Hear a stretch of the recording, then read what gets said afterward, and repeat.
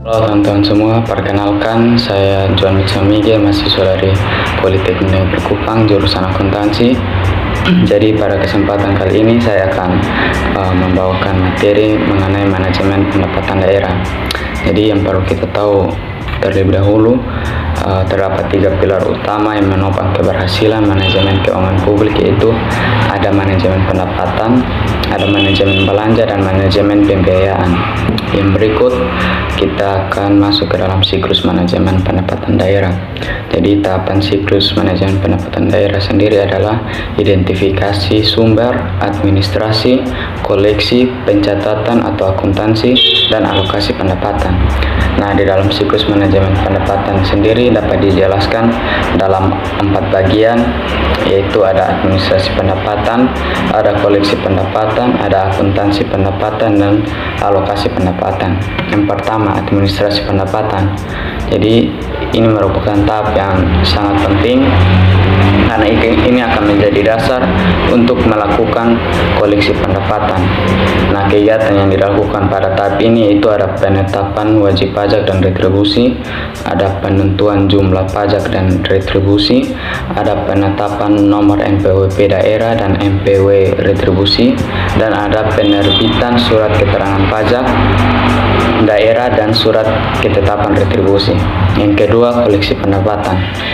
Jadi pada tahap koleksi pendapatan ini meliputi ada penarikan, ada pemungutan, penagihan, dan pengumpulan pendapatan baik yang berasal dari wajib pajak daerah dan retribusi daerah, dana perimbangan dari pemerintah pusat maupun sumber lainnya. Khusus untuk pemungutan pajak daerah dan retribusi daerah dapat digunakan ada beberapa sistem, yaitu ada 3, ada self assessment system, ada official assessment system, dan joint collection. Yang ketiga yaitu akuntansi pendapatan. Jadi pada prinsipnya setiap penerimaan pendapatan harus segera disetorkan ke rekening kas umum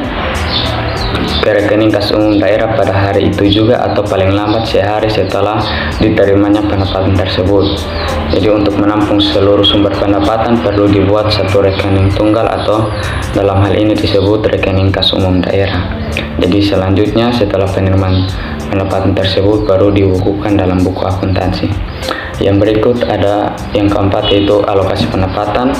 Jadi ini merupakan tahap terakhir dalam siklus manajemen pendapatan. Jadi pada tahap ini yang dilakukan yaitu alokasi pendapatan adalah pembuatan keputusan untuk menggunakan dana yang ada untuk membiayai pengeluaran daerah.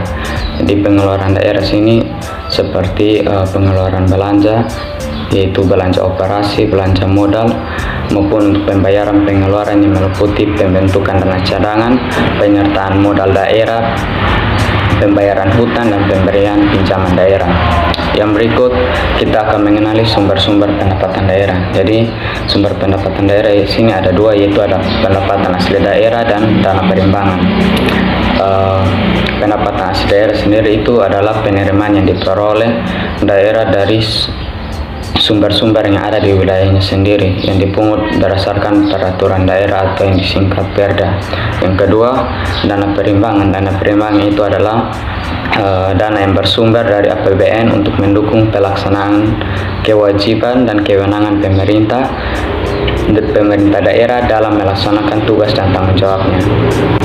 Nah, pendapatan asli daerah sendiri ada dibagi menjadi 4 lagi, yaitu ada pajak daerah, ada retribusi daerah, ada hasil pengelolaan kekayaan daerah yang dipisahkan, dan pendapatan asli daerah lain yang sah.